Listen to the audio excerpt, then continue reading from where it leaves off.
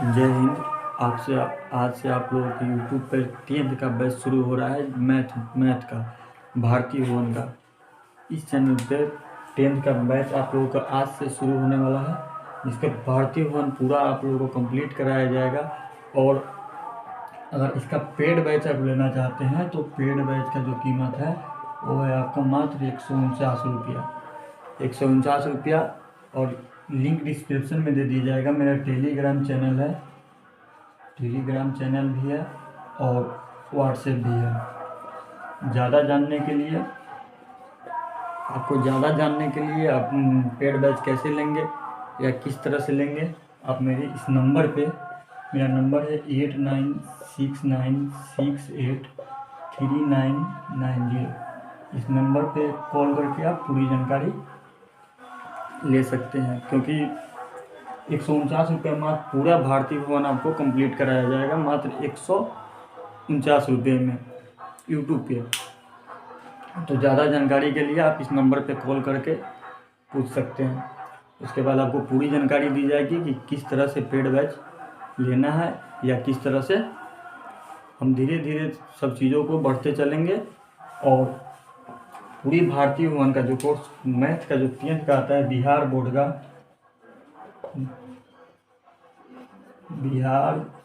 का जो भारतीय भवन आता है मैथ,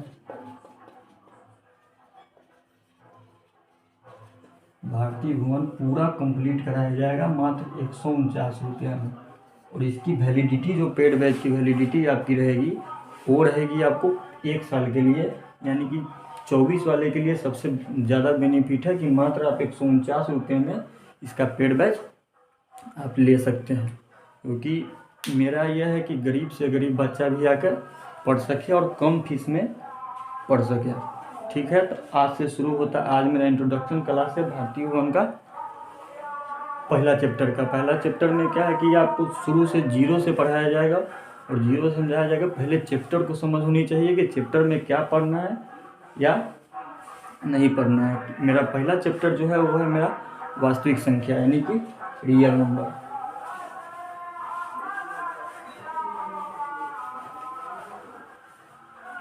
वही पहला चैप्टर का मेरा नाम है, क्या है, वास्तविक संख्या। वास्तविक संख्या जिसको इंग्लिश में कहते हैं हम लोग रियल नंबर। बात करें वास्तविक संख्या और रियल नंबर के संख्या के बारे में हम क्या जानते हैं। संख्या किसको कहते हैं? संख्या जो होता है, संख्या हम किसको बोलते हैं? मान लीजिए जो संख्या है, वास्तविक को छोड़ दीजिए, अभी बात संख्या पर आते हैं। इसको हम क्या कहते हैं? संख्या को, अगर संख्या की परिभाषा को समझे तो संख्या एक प्रकार का हमारा क्या है, संकेत है, जो एक विशेष मान धारण किया होता है। चाहे किस तरह से मान, जैसे -2 हो गया, रूट में आ गया, 6√2 हो गया, इस तरह से एक विशेष मान जो होता है धारण किया होता है, जिसे हम लोग संख्या बोलते हैं। ठीक है, अब आगे बात करते हैं संख्या कितने प्रकार की होती है। अगर संख्या की बात करें तो संख्या हमारा जो कितने प्रकार का होता है, संख्या मेरा कितने प्रकार का होता है? संख्या मेरा होता है आपका 2 प्रकार का। एक जो होता है वो होता है वास्तविक संख्या, वास्तविक संख्या जिसको हम लोग इंग्लिश में बोलते हैं रियल नंबर। और दूसरा जो होता है मेरा क्या होता है, काल्पनिक संख्या, जिसको हम बोलते हैं इमेजिनरी नंबर। वास्तविक संख्या की बात करें तो किताब के भाषा में इसका जो किताब की भाषा में इसकी परिभाषा की बात करें तो किताब की भाषा में परिभाषा आपका यह है कि परिमेय और अप्रमेय के संग्रह को हम वास्तविक संख्या कहते हैं। ठीक है, लेकिन इसका एक सीधा इसके इंग्लिश में आया तो इंग्लिश के वास्तविक संख्या को हम लोग रियल नंबर बोलते हैं। अगर रियल नंबर की बात करें तो रियल का मतलब क्या हो गया, जो मेरा ओरिजिनल चीज़ है। मान ले कि आप किसी दुकान में जाते हो, चलो सीधा भाषा में समझते हैं हमको, कि आप किसी दुकान में जाते हो, दुकान में जाके अगर स्पार्की का कोई शॉर्ट खरीदते हो, ठीक है, अगर स्पार्की की कंपनी में जो सिर्फ स्पार्की का शॉर्ट बेचता है तो वहाँ पर जाओगे तो वहाँ पर आपको ये पता चलेगा कि हाँ यहाँ पर ओरिजिनल सामान मिलता है, वो भी मिलता है स्पार्की का, यानी कि उसका वास्तविक वैल्यू होगा, यानी कि उसका रियल ब्रांड होगा। अगर वही बात करते हैं कि अगर वास्तविक वैल्यू होगा, तो इसका अगर वास्तविक संख्या की बात करें तो सीधा भाषा में आप इसको याद रख सकते हैं कि वास्तविक संख्या उसे कहते हैं जिसका कोई वास्तविक मान हो। वास्तविक संख्या किसको कहते हैं? जिसका कोई वास्तविक मान हो, जिसका कोई वास्तविक मान हो, ठीक है। और काल्पनिक संख्या किसे कहते हैं? जिसका कोई वास्तविक मान न हो, यानी कि कोई भी चीज़ मान ले, अगर फिर से हम शॉर्ट पे आते हैं, ये मतलब समझना कि हम शॉर्ट बेच रहे हैं, ऐसी कोई बात नहीं, लेकिन समझाने के लिए आपको बता रहे हैं। अगर स्पार्की के शॉर्ट अगर किसी लोकल दुकान में लेते हो तो आपके मन में भी एक बात चलता रहता है कि ये ओरिजिनल होगा या डुप्लीकेट होगा या ये होगा, तो उसको काल्पनिक संख्या यानी कि इमेजिन कर सकते हैं, उस चीज़ को सोच सकते हैं कि ओरिजिनल है या डुप्लीकेट है। काल्पनिक संख्या की बात करें तो काल्पनिक संख्या क्या होगा? यानी कि इमेजिन में जिसका कोई वास्तविक मान ना हो, जिसका कोई वास्तविक मान न हो। इसको क्या समझे? संख्या कितने प्रकार के होते हैं? संख्या दो प्रकार की होती है। संख्या को परिभाषा की बात करें तो संख्या क्या है? संख्या एक प्रकार का संकेत है जो विशेष मान धारण किया होता है। संख्या मेरा दो प्रकार का होता है, एक जो होता है मेरा वास्तविक संख्या जिसको हम रियल नंबर कहते हैं, एक जो होता है मेरा इमेजिनरी संख्या, इमेजिनरी नंबर जिसको काल्पनिक संख्या कहते हैं। वास्तविक संख्या की परिभाषा क्या हो गया? जिसका कोई वास्तविक मान हो, या किताब की भाषा में करें तो किताब की भाषा में यह चीज़ है कि प्रमेय और अप्रमेय के संग्रह को हम वास्तविक संख्या कहते हैं। और काल्पनिक संख्या की बात करें तो काल्पनिक संख्या की जिसका कोई वास्तविक मान न हो। इसका मैं परिभाषा लिख देता हूँ वास्तविक और काल्पनिक का। आपको इसका पीडीएफ भी मिल जाएगा, आपको डिस्क्रिप्शन में पीडीएफ, टेलीग्राम का लिंक और व्हाट्सएप ग्रुप का लिंक भी आपको दे दिया जाएगा इस चैनल पे, यूट्यूब चैनल पे। तो वास्तविक संख्या की बात करें तो वास्तविक संख्या किसको बोलते हैं?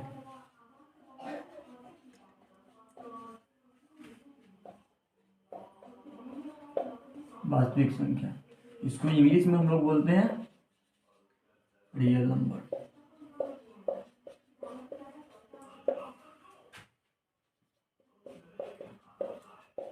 जिसका कोई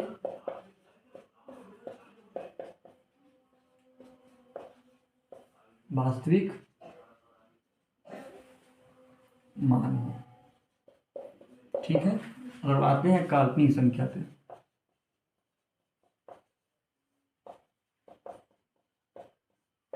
कहते हैं इमेजिनरी नंबर।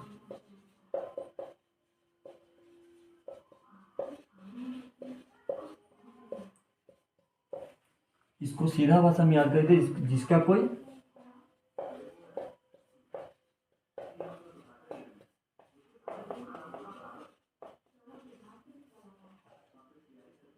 वास्तविक मान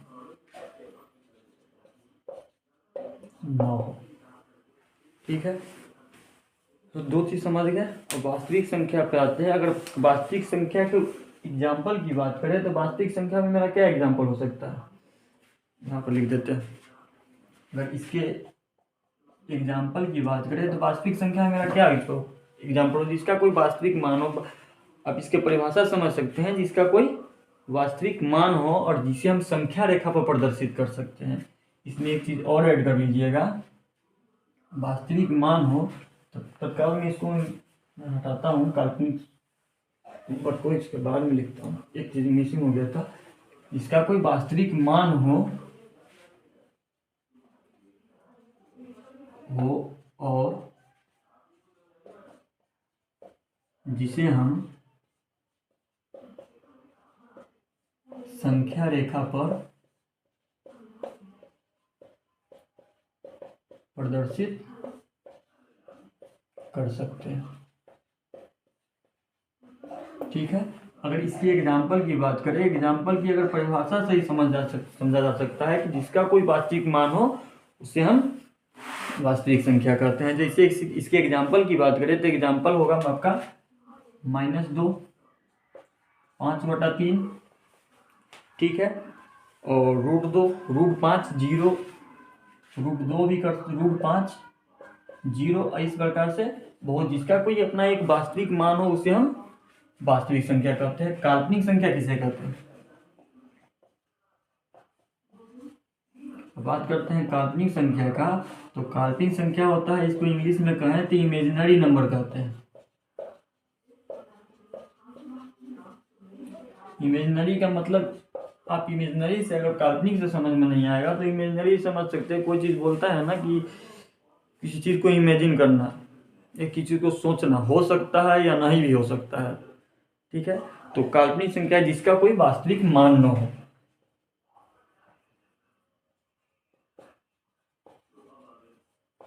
जिसका कोई वास्तविक मान न हो, उसे हम वास्तविक संख्या कहते हैं। अगर इसकी एग्जाम्पल की बात करें तो इसका एग्जाम्पल हो सकता है √-1, ठीक है, बहुत बड़ा माइनस आ गया, √-2, इस तरह से आपका √-3 या कुछ भी हो सकता है। इसका कोई वास्तविक मान नहीं है, इस सबका कोई वास्तविक मान नहीं है, जिसे हम संख्या रेखा पर प्रदर्शित नहीं कर सकते हैं, उसे हम काल्पनिक संख्या कहते हैं। तो आप इसका स्क्रीनशॉट ले लें या नोट डाउन कर लें।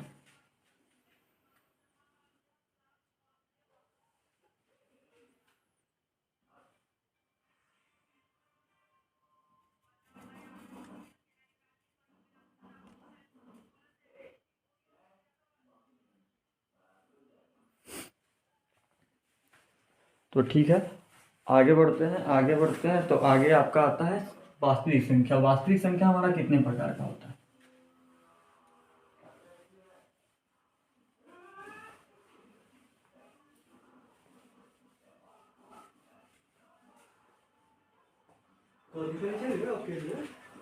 वास्तविक संख्या कितने प्रकार का होता है? तो वास्तविक संख्या मेरा 2 प्रकार का होता है। वास्तविक संख्या कितने प्रकार का होता है? 2 प्रकार का होता है। पहला जो होता है मेरा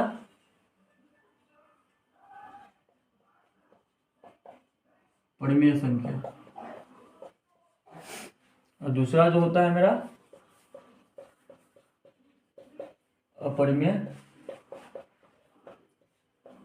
संख्या।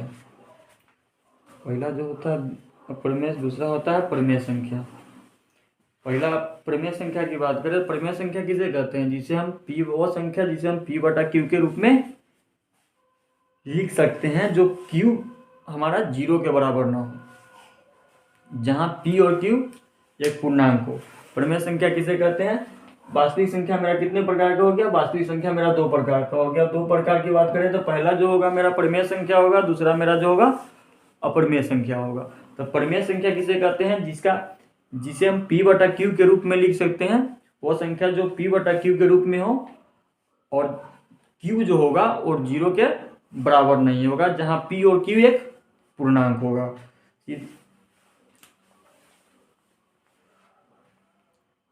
ये समझ लिया वास्तविक संख्या कितने प्रकार की होती है? वास्तविक संख्या 2 प्रकार का होता है। अगर परिमेय संख्या की बात करें तो परिमेय संख्या मेरा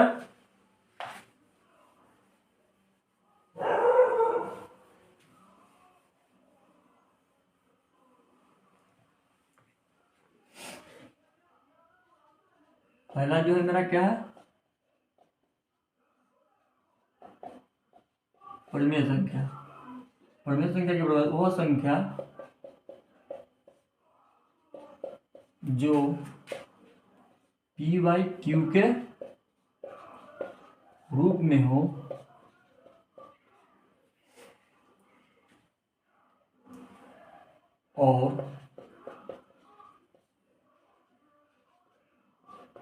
और क्या हटा देते हैं, यहाँ लिख देते हैं जहां q 0 के बराबर न हो और p और q एक पूर्णांक हो, ठीक है। परिमेय संख्या किसे कहते हैं? वो संख्या जो p/q के रूप में हो और क्यू जो हो 0 के बराबर ना हो, और जहाँ पी और क्यू एक पूर्णांक है, पी और क्यू एक क्या है, पूर्णांक है, इसे हम परिमेय संख्या कहते हैं।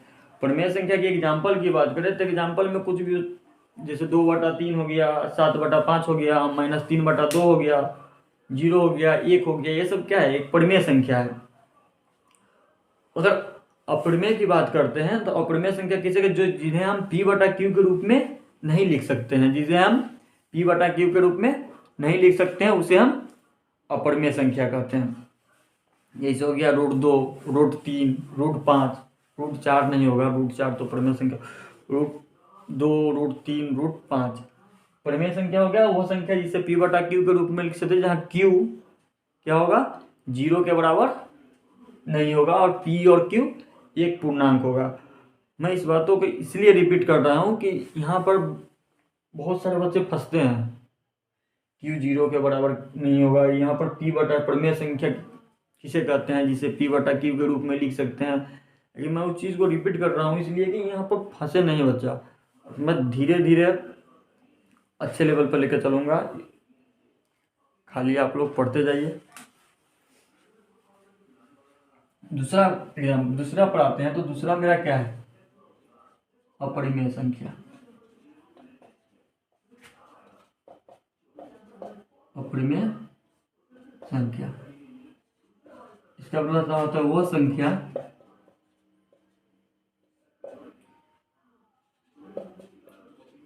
जिसे हम इसका एग्जाम्पल, कहाँ इतना स्पीड में भाग रहे हैं। अगर इसकी एग्जाम्पल की बात करें परिमेय संख्या का, तो परिमेय संख्या का एग्जाम्पल क्या होगा, 2/3,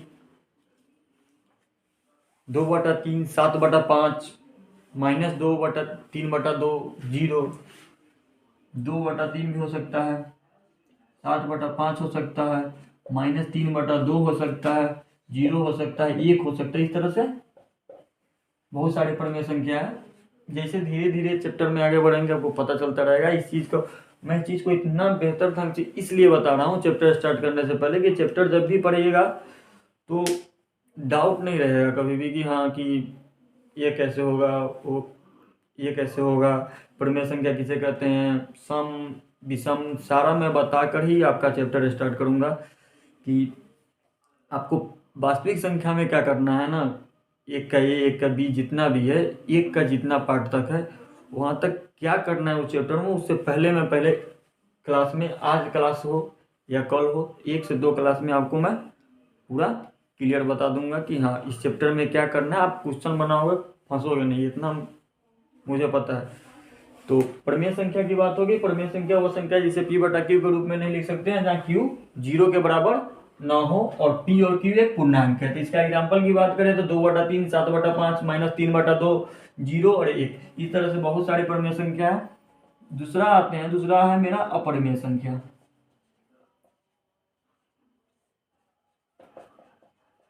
अपरिमेय संख्या वो संख्या जिन्हें हम p/q के रूप में नहीं लिख सकते हैं। क्या हम p/q के रूप में नहीं लिख सकते हैं, उसे हम अपरिमेय संख्या कहते हैं। अगर बात करें इससे एग्जाम्पल की, तो इससे एग्जाम्पल क्या हो सकता है, अभी मैंने बताया था इसका एग्जाम्पल क्या हो सकता है कि √2, √3, √5, √2, √3, √5, इस तरह से बहुत होगा। √4 जो होगा तो ना, √4 एक परिमेय संख्या है, ठीक है। तो दो चीज समझे हम लोगों ने अभी तक क्या क्या पढ़ा है कि संख्या किसे कहते हैं। अगर रिपीट करता हूँ उस चीज को दोबारा मैं रिपीट करके बता दे रहा हूँ। संख्या किसे कहते हैं, संख्या एक विशेष प्रकार का संकेत होता है जो एक विशेष मान धारण किया होता है। संख्या कुछ भी हो सकता है, माइनस में हो सकता है, बटा में हो सकता है, रूट में हो सकता है, या किसी चीज में हो सकता है। संख्या मेरा 2 प्रकार का होता है, एक वास्तविक संख्या, एक काल्पनिक संख्या। वास्तविक संख्या किसे कहते हैं, जिसका एक वास्तविक मान हो, जिन्हें हम संख्या रेखा पर प्रदर्शित कर सकते हैं। काल्पनिक रेखा किसे कहते हैं, जिसका कोई वास्तविक मान ना हो और जिसे हम संख्या रेखा पर प्रदर्शित नहीं कर सकते हैं, उसको हम काल्पनिक संख्या कहते हैं। अब बात करें वास्तविक संख्या के दो पार्ट की, तो वास्तविक संख्या के मेरा दो भाग है, एक होता है परिमेय संख्या, एक होता है अपरिमेय संख्या। परिमेय संख्या किसे कहते हैं? वह संख्या जो p बटा q के रूप में हो और q जो होगा वो 0 के बराबर नहीं होगा। और अपरिमेय संख्या किसे कहते हैं? जिन्हें हम p बटा q के रूप में नहीं लिख सकते हैं, उन्हें हम क्या बोलते हैं? अपरिमेय संख्या बोलते हैं। परिमेय संख्या ये हो गया। इसके आगे बढ़ते हैं। इसके आगे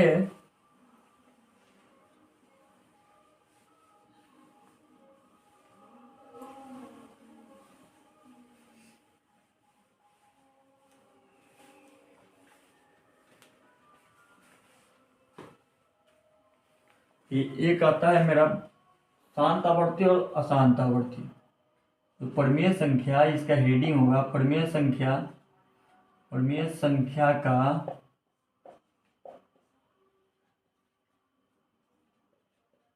दशमलव प्रसार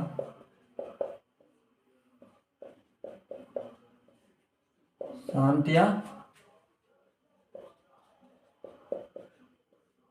अशांत। ठीक है, परिमेय संख्या का शांत या अशांत आवर्ती कर दे या अशांत कर दे, कोई बात नहीं, या परावर्ती भी कर सकते हैं। अब शांत और अशांत को समझते हैं। अशांत किसको बोलते हैं? जैसे हम लोग अपना भाषा में समझे या सीधा भाषा में समझे, अशांत किसको कहते हैं कि सिर्फ क्वेश्चन से समझाता हूं आपको कि बेहतर समझ में आएगा। इसे कोई संख्या हम लोग लेते हैं 1/7। ठीक है, अगर 1/7 की बात करें, अगर 1/7 का आपको बोल दे कि ये शांत आवर्ती है या अशांत आवर्ती है, शांत है या अशांत आवर्ती है, अगर ये बोल दे आपको, तो इसमें क्या करोगे? तो 7 से पहले भाग देंगे। अगर 7 से 1 में भाग देंगे तो पहले क्या करेंगे? 0 लगा के एक दशमलव लगाएंगे, फिर यहाँ 0 आएगा।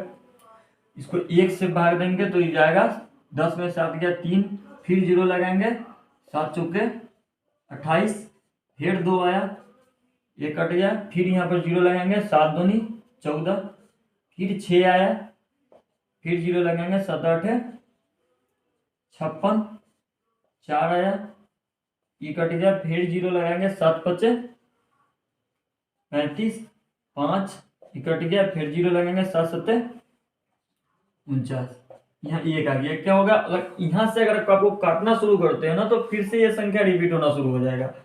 अगर ये संख्या आपका रिपीट होना शुरू हो जाएगा, देख लीजिए, 7 एकम 7, 3 आ गया, फिर 0 लगेंगे, 7 चौका 28, 2, ये क्या हो गया? संख्या आपका रिपीट होना शुरू हो गया। ठीक है, तो अशांत का मतलब क्या हो गया कि सीधा भाषा में समझे तो अशांत का मतलब क्या होगा? जो कट नहीं रहा है। अगर भाग देने के बाद अगर नहीं कटे तो उसे अशांत आवर्ती कहते हैं। अशांत आवर्ती कहने का मतलब है कि आप कुछ भी कर लो। जैसे गांव में कोई बच्चा होता है ना, जिसको कहते हैं बहुत अशांति फैला रहा है, अशांत है, ये है या वो है, क्या कि बार बार वो चीज़ों को यहाँ से उठाए थे, यहाँ तक ठीक गया, नहीं है, फिर से आगे यहाँ पर बैठ गया, यहाँ पर बैठ गया, फिर से आप जैसे जाओगे फिर से आगे बैठेगा। इसका मतलब क्या है कि जो भाग ना लगे या ना कटे उसे हम क्या कहते हैं? अशांत आवर्ती कहते हैं।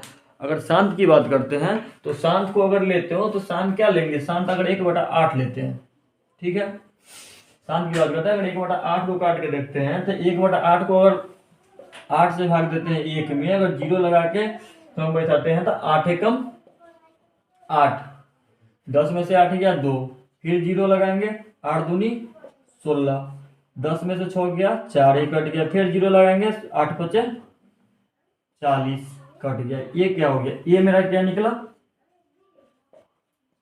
अशांत आवर्ती।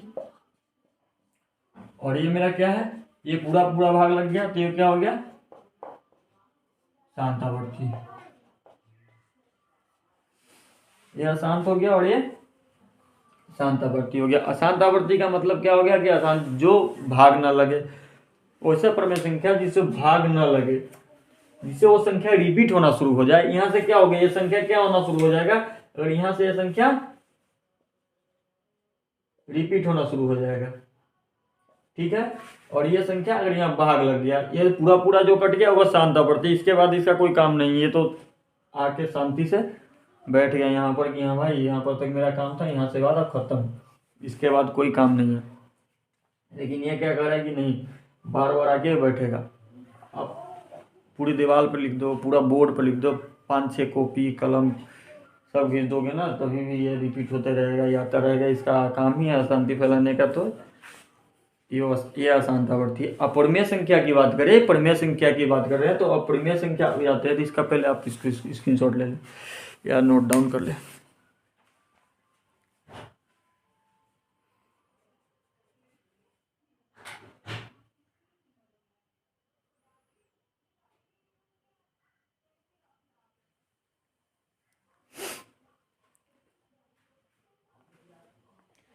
इसको नोट डाउन कर लें।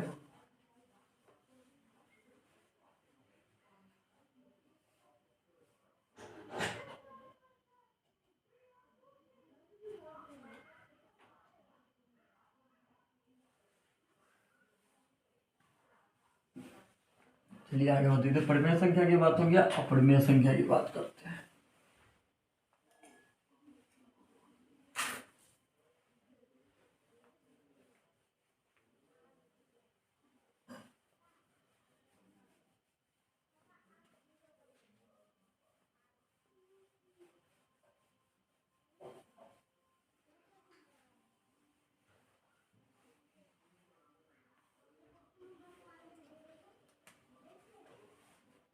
अपरिमेय संख्या,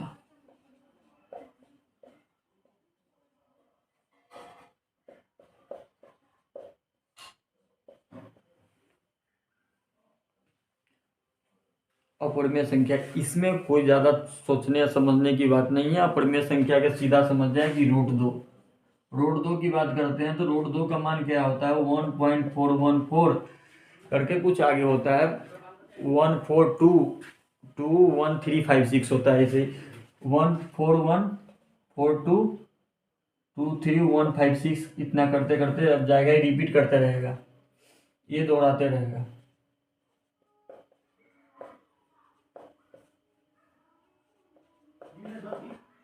देखिए जिसके आगे अ लग गया ना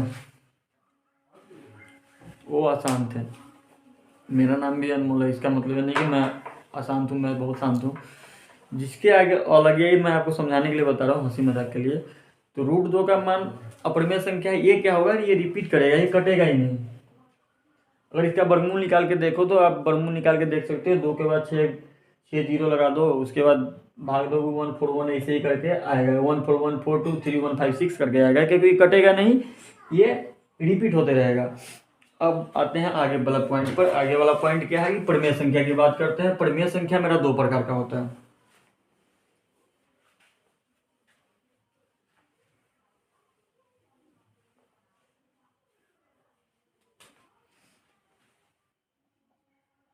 बात करें परिमेय संख्या का, सॉरी,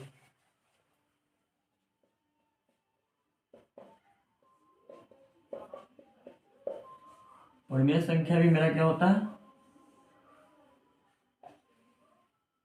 2 प्रकार का होता है। एक होता है मेरा भिन्न,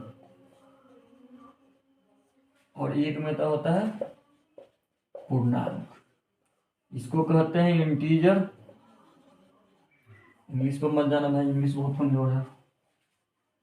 ये होता है फ्रैक्शन, फ्रैक्शन फ्रैक्शन बोलते हैं, फ्रैक्शन। भिन्न को क्या कहते हैं, भिन्न जो p/q के रूप में हो, लेकिन p जो होगा वो 0 और 1 का बराबर नहीं होगा। ये फ्रैक्शन से सीधा भाषा में समझे, यानी कि फैक्टर। फ्रैक्शन जब भी दिमाग में आता है तब में क्या होता है, बट्टा में आता है, ठीक है। तो भिन्न किसको बोलेंगे, भिन्न का आपका परिभाषा क्या हो गया, जो p/q के रूप में हो और p/q के रूप में हो, और p जो होगा 0 और 1 का बराबर नहीं होगा। p जो होगा 0 और 1 के बराबर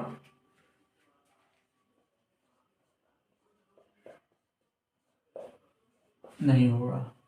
भिन्न की बात कर रहे हैं तो भिन्न क्या होगा, जो p बटा क्यू के रूप में हो और p 0 और 1 का बराबर हो। प्रमेय संख्या में फर्क क्या पड़ता है कि जो p बटा क्यू के रूप में हो और q 0 के बराबर ना हो। ठीक है, p किसके बराबर नहीं होगा, 0 और 1 के बराबर नहीं होगा। यहाँ पर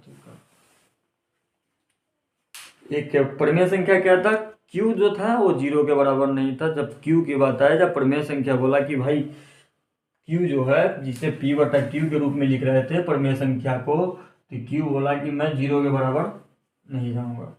तो बोला कि ठीक है नहीं जाओ। तो प्रमेय संख्या फिर बाद में इसका दो भेद निकला, तो उसने एक ने भिन्न ने कहा कि भाई तू अगर p q 0 के बराबर नहीं जाएगा तो p भी बोला कि भाई मैं 0 और 1 के बराबर नहीं जाऊंगा। सीधा भाषा में समझ जाइए कि जो p बटा क्यू के रूप में हो और p 0 और 1 के बराबर नहीं होगा। ये हो गया मेरा भिन्न का परिभाषा। और पूर्णांक की बात करते हैं तो पूर्णांक की बात करते हैं तो पूर्णांक क्या होगा, पूर्णांक मतलब इंटीजर। पूर्णांक जो p बटा क्यू के रूप में हो, रूप में रहे और q 1 के बराबर हो। जो p बटा क्यू के रूप में हो और q जो होगा 1 के बराबर होगा। ठीक है, q जो होगा क्या होगा, 1 के बराबर होगा। अब बात करें प्रमेय संख्या से लेके यहां तक का। प्रमेय संख्या क्या था, p बटा क्यू के रूप में हो, q 0 के बराबर ना हो। और उसके बाद आया इसका दो भेद, मतलब कि दो भाई, एक भिन्न एक पूर्णांक। अब भिन्न बोला कि जो p बटा क्यू के रूप में तो हम रहेंगे, लेकिन भिन्न बोला कि p बटा क्यू के रूप में तो हम रहेंगे, लेकिन इसमें का जो p था उसने बोला कि मैं भाई 0 और 1 का बराबर नहीं रहूंगा। जब आप q जो प्रमेय संख्या में अगर 0 के बराबर नहीं हो तो मैं p और p बोला कि ठीक है मैं भी 0 और 1 के बराबर नहीं रहूंगा। उसके बाद पूर्णांक आता है तो पूर्णांक आके जो p बटा क्यू के रूप में तो मैं भी रहूंगा। चलो तुम लोग बराबर नहीं रहते तो q इसमें क्या बोला कि मैं 1 के बराबर रह जाऊंगा। समझ में आया। और भिन्न की एग्जाम्पल की बात करें तो भिन्न का एग्जाम्पल होगा 2 बटा 3, 7 बटा 5, इस तरह से -3 बटा 2। और पूर्णांक की एग्जाम्पल की बात करें तो पूर्णांक का एग्जाम्पल आपका क्या हो जाएगा, ये तो किसके बराबर है, q जो है 1 के बराबर है। तो पूर्णांक क्या हो जाएगा, तो इधर से बात करें तो इधर से -3 ले लो, इधर से -4 ले लो, -3 ले लो, -2 ले लो, -1, 0, 1, 2, 3, ऐसे करते करते जहां तक चले जाएंगे, आगे नहीं जाना, इस तरह बोर्ड खत्म हो जाएगा। तो प्रमेय अप्रमेय समझ गए, भिन्न समझ गए, पूर्णांक समझ गए। अब बात करते हैं पूर्णांक की। पूर्णांक का कितना भेद होता है, एक चीज आपको नहीं छोड़ूंगा, सारा चीज बताते चलूंगा।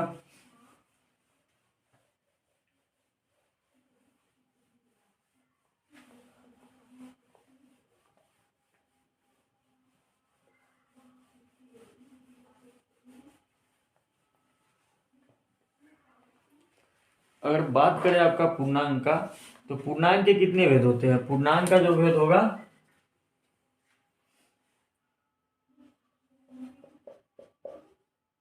पूर्णांक की बात करें तो पूर्णांक का आपका जो भेद होगा, पूर्णांक का आपका भेद होगा 3।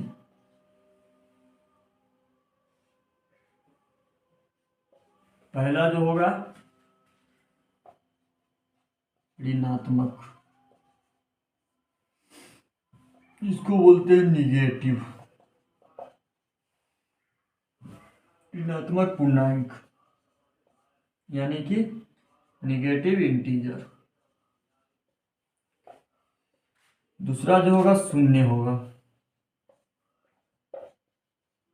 0। तीसरा जो होगा धनात्मक, धनात्मक का हो जाएगा धनात्मक पूर्णांक। जिसका हो जाएगा पॉजिटिव इंटीजर। ठीक है, और ऋणात्मक, धनात्मक और शून्य, पूर्णांक के 3 भेद है। पहले इसको आपको नोट डाउन कर ले।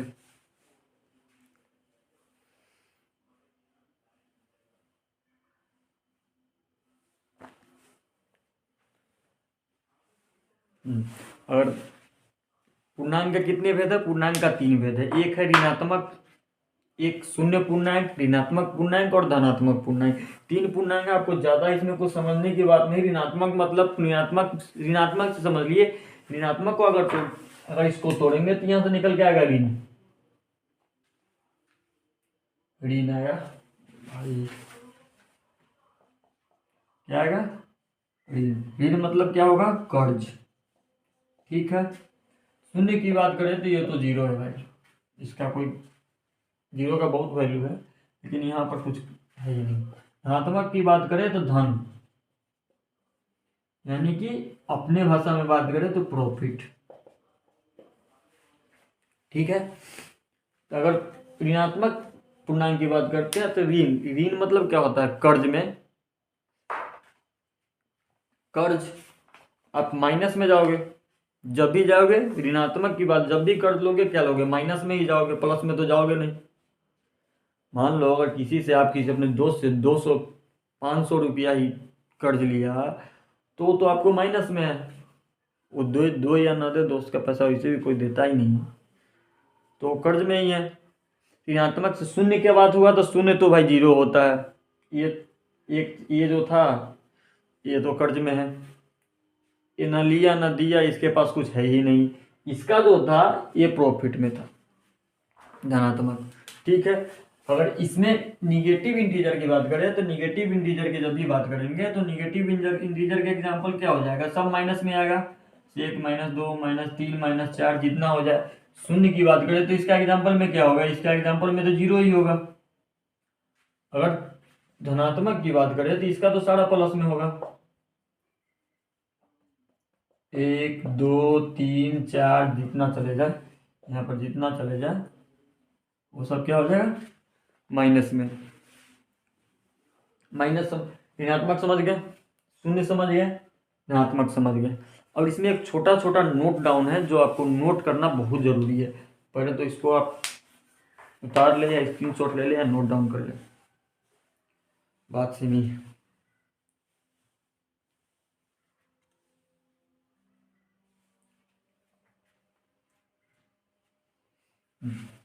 आगे चलिए, इसमें 2-3 पॉइंट जो है जो आपके ऑब्जेक्टिव में बार बार पूछे जाते हैं और बहुत बार पूछा भी गया भाई।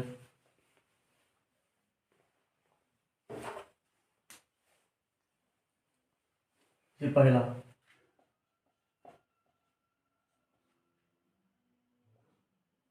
पहली की बात करें तो शून्य जो होगा, शून्य पूर्णांक न तो धनात्मक होगा और न ही ऋणात्मक होगा। दूसरे की बात करें तो दूसरा जो पॉइंट होगा, ये सब आपके ऑब्जेक्टिव में पूछे जाते हैं। दूसरा जो होगा, दूसरा क्या होगा? धनात्मक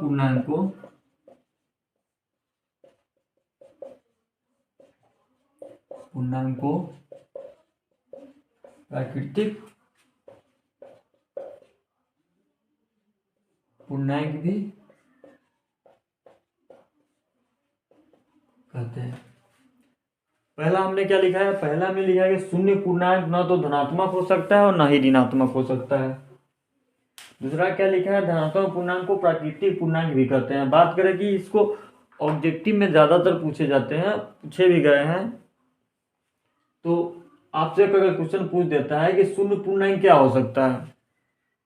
धनात्मक हो सकता है, ऋणात्मक हो सकता है, दोनों हो सकता है, इनमें से कोई नहीं हो सकता है।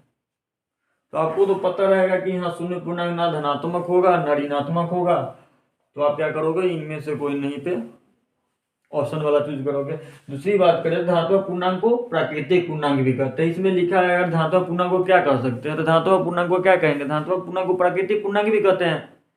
सीधी भाषा है, ज़्यादा सोचने वाली बातें नहीं है। अगर आगे, आज के लिए इतना ही। Bye bye. चैनल को सपोर्ट कीजिए, प्लीज़ शेयर कीजिए, सब्सक्राइब कीजिए।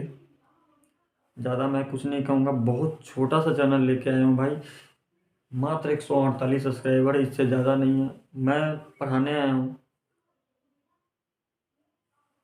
पढ़ाई को बिजनेस नहीं बनने देना है। बहुत कम फीस में 149 रुपया फीस है आपका। पेड बैच अगर लेना चाहते हैं तो पेड बैच के लिए आपको मात्र 149 रुपया फीस है, इससे ज़्यादा नहीं है। पूरे 1 साल के लिए आपको मैथ पढ़ाया जाएगा भारती भवन का।